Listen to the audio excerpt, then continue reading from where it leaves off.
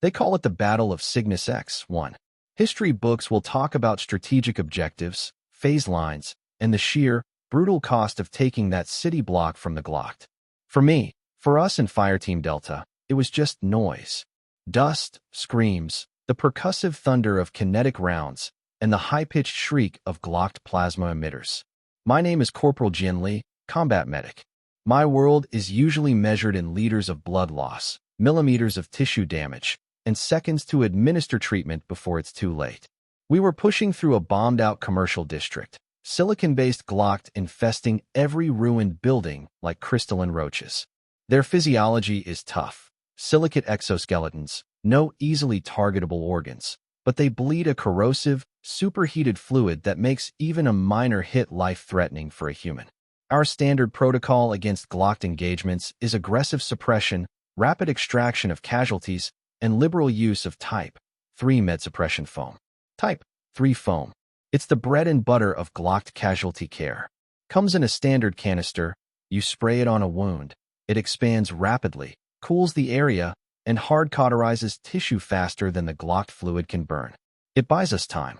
That's all a medic can ask for sometimes. Time. Our push stalled hard about halfway down the block. Heavy Glocked fire from reinforced positions. We were pinned down behind the remains of a ferrocrete wall. Shrapnel, plasma bursts, the awful sound of rounds impacting armor plate. And the call started coming. Medic. My world narrowed. Forget the battle. Forget the objective. Focus.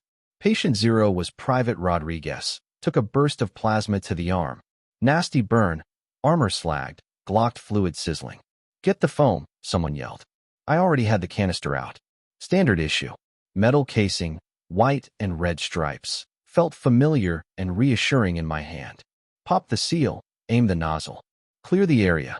I shouted, more out of habit than necessity in that noise. Sprayed the foam onto Rodriguez's arm.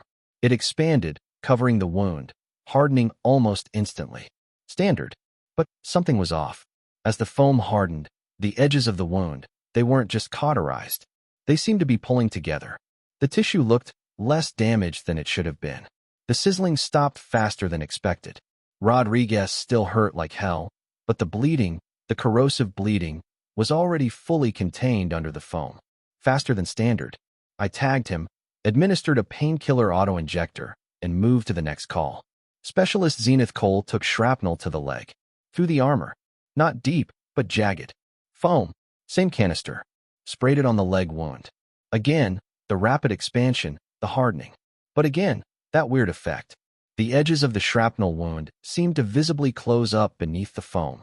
Not like healing, not really, but like the body's natural processes were suddenly kicked into overdrive by the foam. The bleeding stopped instantly. Zero seepage. I stared at the wound for a second longer than a battlefield medic should. This wasn't Type 3 foam behavior. Type 3 just seals. It doesn't encourage tidiness. Medic. Jensen's hit. No time to think. Moved on. Jensen caught a ricochet off his helmet that grazed his temple. Superficial, but bleeding heavily into his eye. Sprayed the foam. Sealed the cut clean. The bleeding stopped before the foam even fully hardened. This wasn't a fluke.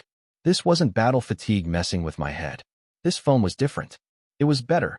Significantly better. The fighting intensified. More casualties. More calls for the medic. My hands worked on autopilot, opening packets, injecting painkillers, stabilizing limbs, and spraying the foam. Each time, the same result. Wounds that should have been messy, life-threatening in minutes due to the Glocked fluid, were sealed with unnatural speed and efficiency.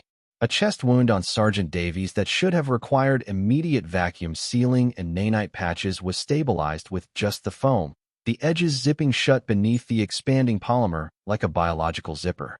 A forearm nearly severed by plasma fire on Private Hansen was foamed, and the foam somehow held the two pieces together with surprising rigidity, the exposed muscle and bone pulling inwards almost visibly. There was no time to analyze. No time to run diagnostics on the foam canister. No time to radio command and say, hey, my foam's doing weird, amazing things. It was just point, spray, seal move. The Glocked rounds kept coming. The battle raged. But because of that foam, more people were staying in the fight. More people were stabilized long enough for me to drag them behind cover, administer further aid, and prep them for eventual extraction. The foam wasn't just buying seconds, it was buying minutes. Precious, life-saving minutes.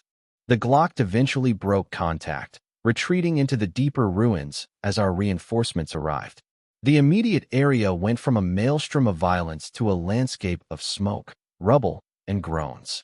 Medics from other units arrived, triage points were set up. I worked alongside them, tending to casualties. I saw their standard type, 3 foam performing as expected. Sealing, yes, but without that uncanny speed, without that hint of regeneration. I saw their medics working twice as hard to achieve the same level of stabilization I had managed with my bizarre batch. I looked down at my foam canister. It was almost empty, scratched, dusty, but otherwise identical to all the others. There was nothing on it to indicate it was special. No extra markings, no different color stripe, no manufacturing anomaly code I recognized. Later, back at the mobile aid station, filling out casualty reports, the numbers for Fireteam Delta were slightly lower than predicted for that level of engagement against Galactic in urban combat. The official report would note efficient field treatment by Corporal Lee and supporting personnel. Efficient field treatment.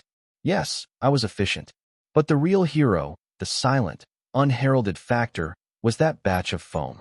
I tried to find out where that specific canister came from.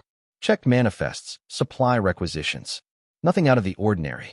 It was logged as standard type, 3 issue from the General Supply Depot.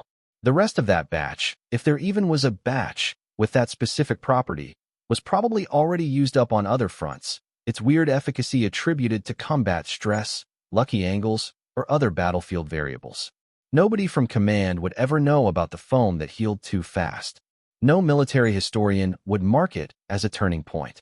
No scientist would get to analyze its unique chemical signature. It was a localized anomaly, a glitch in the manufacturing or storage chain, encountered by one medic in one firefight on one city block in one battle on one planet. It was a footnote, a tiny, almost invisible detail in the bloody, sprawling text of the Battle of Cygnus X-1. But for Rodriguez, for Cole, for Jensen, for Davies, for Hansen, and for everyone else in Fireteam Delta who got hit and survived thanks to that unnaturally effective spray, it was everything. It was the difference between a casualty report and making it back alive. I still carry a Type 3 foam canister on every deployment. It's standard issue. It works as advertised, seals wounds, buys time. But sometimes, in the thick of it, I find myself looking at the metal casing, remembering that one time, in the dust and noise of Cygnus X-1, when the foam did more than just seal. It saved. And it did it silently, anonymously, a tiny, biochemical miracle lost to the official record, living on only in the memories of the soldiers who were lucky enough to need it.